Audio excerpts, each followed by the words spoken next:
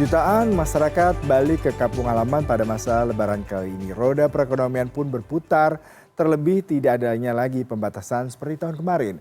Hotel dan restoran turut mendulang cuan dari momen Lebaran kali ini. Lantas, berapa perputaran uang yang terjadi? Benarkah ini menjadi titik balik pemulihan ekonomi di sektor perhotelan dan restoran? Dan untuk membahas hal ini sudah bergabung melalui sambungan virtual Sekretaris Jenderal Perhimpunan Hotel dan Restoran Indonesia Maulana Yusran. Selamat pagi Pak Maulana. Selamat pagi, Mas.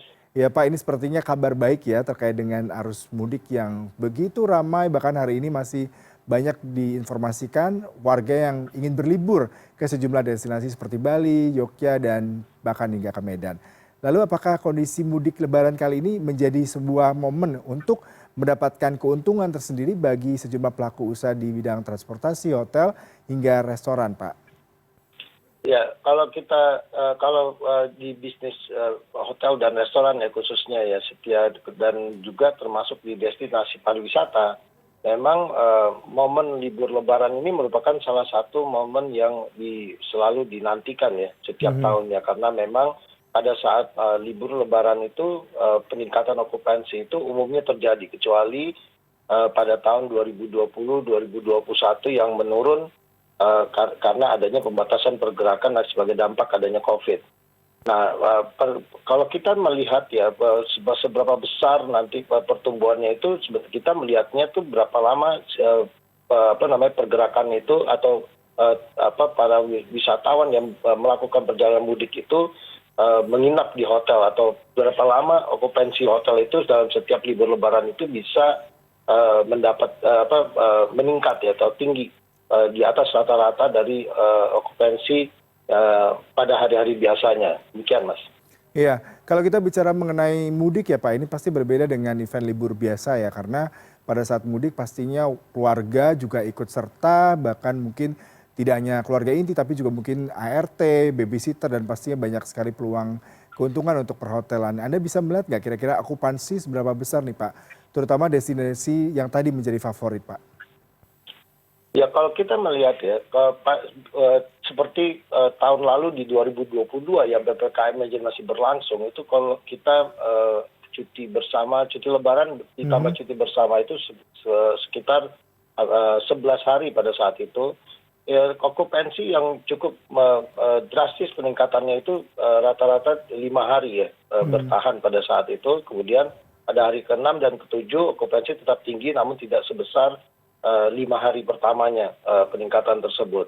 Nah, pada libur Lebaran tahun ini peningkatan itu sudah sampai pada hari ini. Hari ini kan menjadi hari kelima ya peningkatan okupansi tersebut, walaupun cuti bersamanya sudah habis pada tanggal 25 kemarin, semua sudah mulai pada masuk. Namun kita lihat bahwa hari Senin besok itu juga masih ada libur tanggal 1 Mei. Nah, ada berpotensi peningkatan ini masih terjadi sampai terakhir di hari Minggu. Khususnya di destinasi-destinasi favorit, Mas. Jadi peningkatan itu terjadi. Nah, 5 hari pertama itu memang okupansi itu peningkatannya cukup drastis. Bahkan ada berbagai daerah yang memiliki destinasi yang memiliki daya tarik bagi wisatawan domestik tersebut, okupansinya juga mencapai 100% pada saat tersebut. Mas. Baik Pak, ini yang menarik adalah bagaimana dari pihak penyedia jasa ya, perhotelan, kemudian restoran maupun beberapa hal pendukungnya bisa menggunakan momentum ini untuk mendapatkan cuan ataupun keuntungan. Lalu bagaimana kesiapan mereka mengingat memang ini momen sekali ya Pak ya, setelah 2-3 tahun lalu terbatas oleh PPKM dan PSBB sepertinya. Ya, tentu persiapan yang mereka lakukan tentu cukup panjang ya, karena memang momentum Lebaran ini juga bagian dari sarana promosi juga bagi bagi bisnis hotel dan restoran, khususnya semasa pandemi banyak yang mungkin traveler yang sudah lama tidak melakukan perjalanan wisatanya, kemudian juga bagaimana hotel yang juga sudah mulai mengemas kembali produknya untuk beraktivitas kembali untuk menuju ke arah recovery. Ini momentum yang juga sangat ditunggu-tunggu. Kemudian persiapan lain adalah tentu bagaimana menghadapi lonjakan dari okupansi yang jika dibandingkan hari-hari biasa. Nah ini yang selalu dipersiapkan. Khususnya kalau restoran tentu sudah pasti harus lebih siap lagi ya Mas ya, karena memang konsumen itu meningkat karena pergerakan wisatawan ini kan, kalau pendatangnya meningkat tentu kunjungan ke restorannya juga udah pasti akan meningkat gitu Mas. Demikian Mas. Ya, Pak, ini kita bicara mengenai perputaran uang ya. Yang menarik adalah dengan apakah tadi ya kita banyak sekali peluang ceruk keuntungan dengan perhotelan, kemudian juga industri pariwisata, hingga F&B industri di sana bisa juga memberikan kontribusi terhadap pertumbuhan ekonomi Indonesia, Pak, terutama di kuartal pertama. Anda melihat apakah ini merupakan potensi yang menarik, Pak? Tentu ya Mas, kalau kita lihat seluruh Indonesia ya Mas ya, itu setiap provinsi itu membutuhkan pergerakan wisatawan atau pergerakan orang untuk menghidupkan perekonomiannya. Kita lihatlah bahwa negara kita ini negara kepulauan dan UMKM-nya masih cukup tinggi ya di setiap daerah, dan semua mengandalkan pergerakan orang dari satu destinasi ke destinasi lain.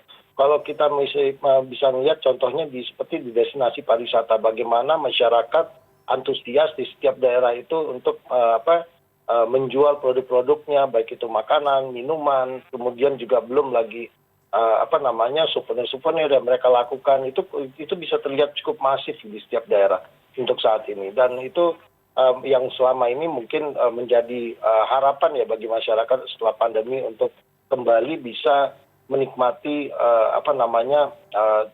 pendapatan ya semasa libur Lebaran yang memang selalu ditunggu-tunggu oleh masyarakat. Jadi bukan oleh bisnis hotel dan restoran saja, tapi juga bagi masyarakat setempat yang bisa memanfaatkan peningkatan kunjungan itu di berbagai destinasi pariwisata. Demikian, Mas. Iya, terima kasih untuk waktu perbincangannya pagi ini, Pak Maulana Yusran, selaku Sekretaris Jenderal Perhimpunan Hotel dan Restoran Indonesia. Selamat pagi, Pak. Salam sehat selalu. Selamat pagi.